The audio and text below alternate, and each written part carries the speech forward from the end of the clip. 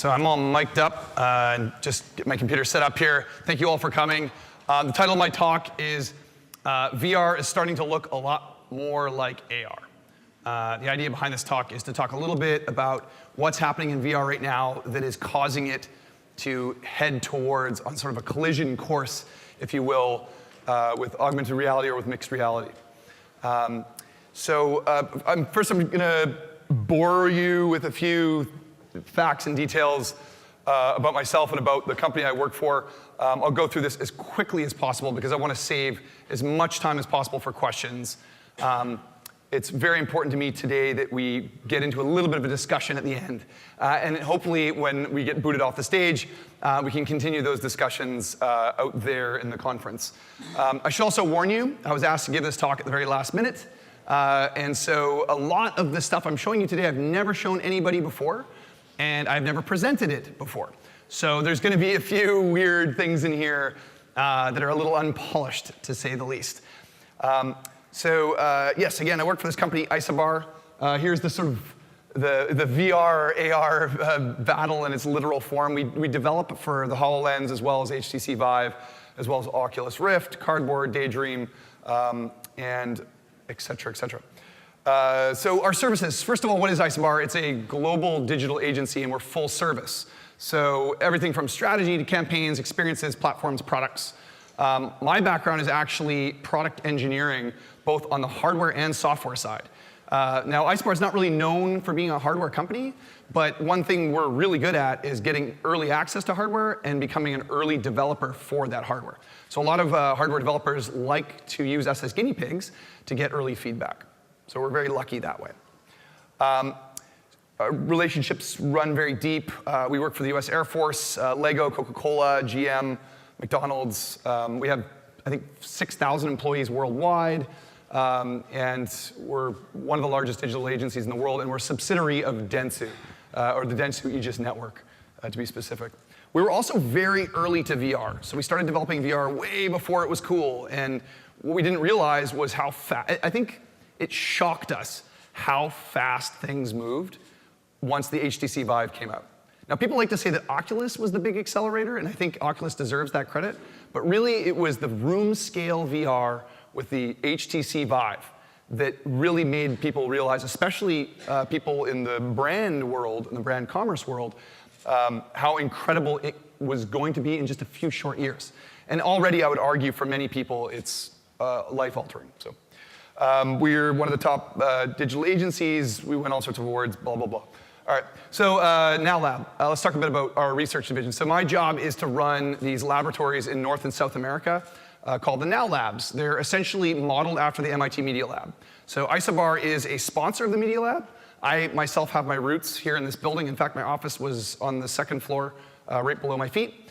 And this is where I kind of learned how to run a lab in the way that I'm running one now as a commercial entity. And so these are some of the labs that are around the world. There's 70 Isobar locations, and I think we're up to 15 of them now have labs inside of them. So it's a very distributed laboratory network, multilingual, extremely diverse. A little bit about our capabilities. I'm not going to go through. Actually, first quick question to the audience, just to get a little bit more of a clear idea. How many people here come from the sort of technology development side? Raise your hand, where you're working directly on developing technology. How many people are sort of consuming technology? They're waiting for stuff to come out, and when it comes out, they're super excited, and they get to, right? Okay, all right, awesome. And then how many people here are sort of on the pure media side? Okay, awesome. All right, and then how many like academics, scientists, engineers? Okay, cool. All right, great. That's actually a really good mix. So I'll try to spread it out. So on the VR and AR capability sides and LMR capability sides, obviously we do sort of Unity-style development for our clients. So this is similar to building a video game. But we don't build video games, we build experiences, right? So when a brand comes to us and says, we want to engage in customers in this new way, that need not be a video game or anything that even remotely resembles a video game. But a lot of the tools that we use are very similar to game development. In fact, most of the techniques that we use were pioneered by the film and video game industries. But we're finding ourselves butting up against the limitations of what was created in the way of tools, and we end up making a lot of our own tools. So if anything I present today interests you, and you want it, and you're interested in it, please let me know, because most of what I work on, we are able to make available to the general public, and even easier than that, to specific brands or companies that are interested. So motion capture, 3D modeling, photorealistic capture. We do sound design stuff. That's all really fun. And a lot of that stuff has been pretty, other than maybe volumetric capture, a lot of that stuff is very streamlined these days. We work very heavily on analytics as well, and we use machine learning, AI type stuff in order to do that, working with companies like Luminoso, which came out of MIT. And we do a lot of optimization and security stuff as well. And then in terms of relationships, we work pretty heavily with HTC, Facebook, Oculus, Google, Sony, and we work with smaller companies like Structure.io, and I don't know if you guys have heard of TPcast. They make a wireless unit for the HTC Vive, which makes it wireless, which is beautiful, and lots of startups, and we even work with record labels and artists. Right now we're working with the Smashing Pumpkins, The Who, and the Grateful Dead. Really, really, really fun stuff, by the way. All right, so a little bit about what Isobar's overall strategy is for when developing in VR. So the first things first, you can't do cool stuff unless you invent cool technology, or you're a super early adopter of new technology. So that's most of what my job is to either figure out if someone else has done it already. If they haven't, I start doing it myself and with my team of researchers. And if we can't do it, it's too hard, or it's going to cost too much money, we work with the MIT Media Lab to get them to do it. And they can work on it in the longer term, and they're very, very good at longer term stuff like that. And then we use this thing that we call the VR content pyramid. You are welcome to share this. The idea behind this is that you go for the tier 1 experience first. Go for the hardest possible AR thing, the hardest possible VR thing, which is photorealistic, room scale. You can walk wherever you want, massive field of view, crazy high frame rates, crazy high resolutions. Go for the best possible thing, even if it's way too expensive and totally unaffordable. Then you work your way down the pyramid towards things like the Oculus Rift, Sony PlayStation VR, Daydream, Google Tango, and other sort of mobile-based experiences, Cardboard, and then into your billions of users, which is like Facebook, YouTube, Twitter, et cetera. So if you build content at the top here and work your way down that pyramid, you can kind of democratize your content, get a lot more eyeballs and a lot more people paying attention to what you're doing. And these things sort of go both ways. Sometimes you attract new people to your content from down here, and they're willing to spend more money as they figure out how good it is, and they work their way up. But if you start by building content up there, especially if you're using game engines like Unreal or Unity, you can kind of work your way down that pyramid. So this is our overall kind of strategy to VR and AR. Obviously, immersion goes way up as you go up this pyramid, but so does cost. So we'll get to that in a second. I'm not going to bore you with this stuff. We did a ton of 360 video stuff for GM and all these companies. 360 video is fun. No one cares. People are still doing it, and it's great, but no one cares. It's just, after you get the full 3D immersive experience of room scale VR, this stuff's just boring.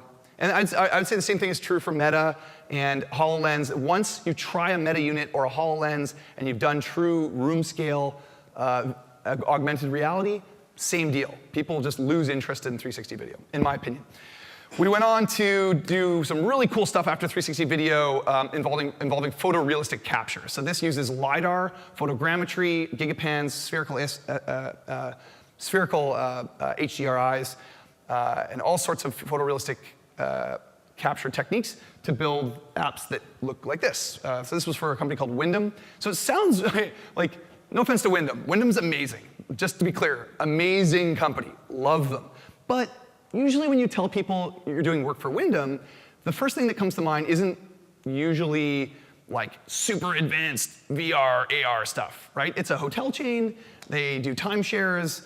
But what's really interesting with brands like Wyndham is that they're willing to take those experiences and make them available to people who may otherwise have never tried VR, right? We're talking about people in the suburbs of Atlanta. And we bring these VR systems into these events. They come to the dinner events, they try the headset on for the first time ever. Maybe they're in their 50s, maybe they're in their 60s, and they fall in love with it. They've never done anything like it before. And then at the end, they go and buy a condo package or a hotel package or whatever, right? So that sounds kind of like, meh. Like, to me, when I first heard that, I was like, okay, that doesn't sound like research to me. But what's really interesting is that because we build so few of these systems for them, we can build everything on a GTX 1080. Raise your hand if you know what a GTX 1080 is. A lot of people in AR don't know what that is. A GTX 1080 is a very affordable graphics card for desktop computers. Okay, so it's extremely powerful, and it's not that big, and now they can fit them in laptops, and pretty soon they'll be able to fit them into mobile phones and headsets. So because we're designing all of this for what is essentially a supercomputer, of which there are only maybe 1 million in the world, or probably less, maybe 500,000, we can crank up the graphics knob, the frame rates, the resolutions. We can work with tens of millions of polygons, which you just can't do with other systems. So this is what I'm talking about when I talk about go for the ultra high end. So where am I going with this? Why is this so important to AR?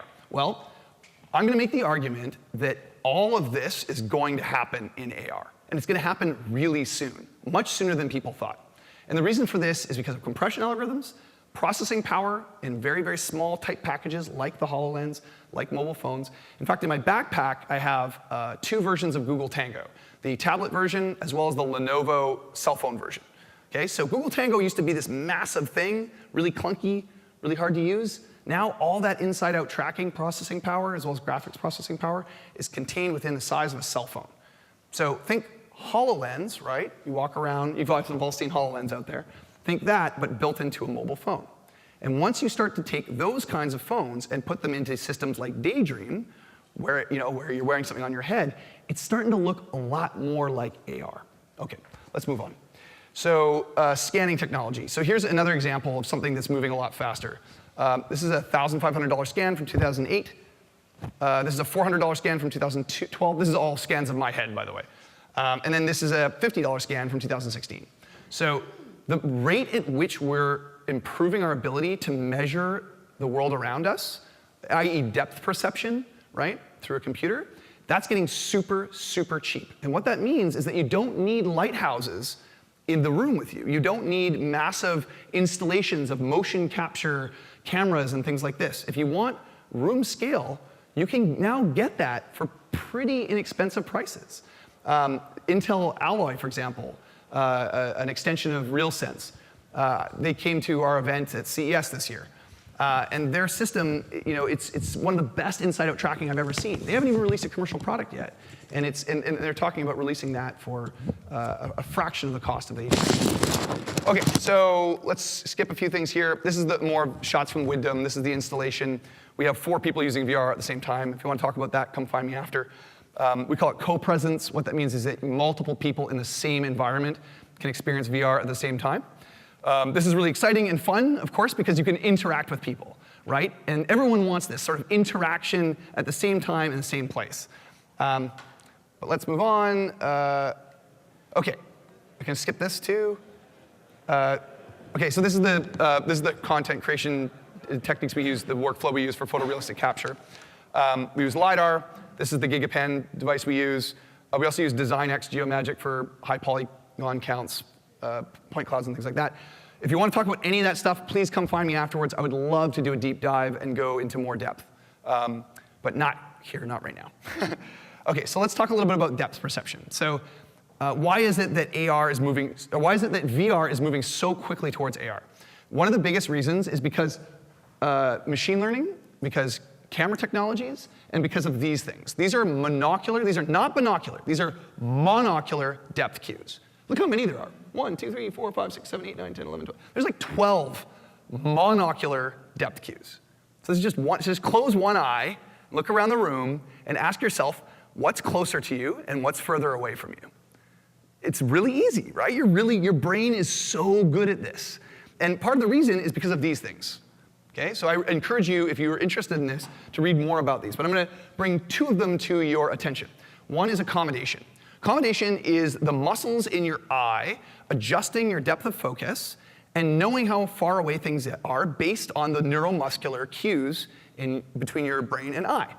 So you can do that with a camera. That's something you can do with just one camera. In fact, you can do that with just one camera inside a cell phone. So you can actually get a lot of depth information from binocular. And as we all know, if you want to make things really cheap and you reduce it down to something that's already being used for a cell phone, it's going to be really cheap. Okay, so what currently costs a lot of money building these really complicated depth perception platforms, it's safe to say that that's going to be just maybe $2 or $3, right? And we're probably going to be able to do it with just one camera. Now, if you add a second camera, it gets even better. So for twice the cost, you get really, really, really great depth perception. So already lots of people are doing this and researching this. And what I'm telling you right now is it's going to happen. So get ready for it. Don't worry too much about giant LiDAR scanners and very complicated, expensive equipment. The cost of making room scale AR and VR as small and powerful as something as a cell phone is going to happen. It will be democratized, and it will be everywhere. OK, so let's talk a little bit about these last few things, and I'll open it up to questions. OK, so wireless VR. So a lot of people said, well, part of the problem is you can't get the processing power. There is a beautiful step transition, and that is the PC desktop in the corner of a room with something like TP-Cast, which is a wireless unit, 60 gigahertz band, allows for up to 25 gigabits per second of bandwidth. This is huge, more than enough for both tracking and graphics processing. So think of that as the HTC Vive, right, without the cord. So some people are calling it tetherless rather than wireless. Okay? The next is processing power. I don't think I have to convince anyone here. The rate at which processing power is getting faster is such that within the next roughly 4 years, some people say 3.5, we'll have GTX 1080, like HTC Vive, levels of processing power worn on the head. So I would actually go as far as to say even 3 years, but I'm not an expert on that. Inside-out tracking, which we already covered, right? Check that box as well. Depth perception, which we just covered, check that box as well. And these last two are the ones that I don't know a lot about, but I want to leave you with to think about. I want to plant these seeds. The first is dead reckoning. So it used to be that if you tried to figure out where something was with dead, do you guys know what dead reckoning is? I think a lot of people here do. Okay, but for those of you who don't, it's basically calculating position based on velocity and the amount of time that you spend getting from the one point to the next point. Problem with this, of course, is that you get calibration drift, right? Gradually over time, the errors add up, and you have no idea where you are. But you can actually recalibrate with monocular machine learning. So based on what the camera sees, you can roughly figure out where you are, which recalibrates you back to the same zone. So even with very low-cost electronics, really simple levels of computer vision, dead reckoning becomes much, much more interesting. So this is one of the things that we're working on right now at Isobar. Early results suggest that it's completely possible and can be done at a sort of maker-hacker level of technical know-how. So obviously not as accurate as HTC Vive's tracking, but not so far off that it's unreasonable. And the next is see-through display. So, and this is probably the most important point. So many of you are probably wondering, well, how the heck is VR going to look like AR if you've got this thing in front of your face? Well, the answer is that we're getting really, really good. Once your depth of field is huge, right? And once the processing power is sufficiently high, and once you have these retina displays, and when I say retina, I mean 8K per eye magnified, right? Once it gets to that level, if you just show people on a camera what they're seeing, what you would normally see with your eye, it actually gets really close to looking like a transparent display. So think about that for a moment. If the video gets good enough, and the cameras are good enough, and they reproduce all the spherical aberration of your current lenses and all that, it's not that far-fetched that I could be wearing something that's completely blocking my vision, right, and reprojecting everything through VR that I would normally see. That's beginning to look a lot like AR. Thank you very much.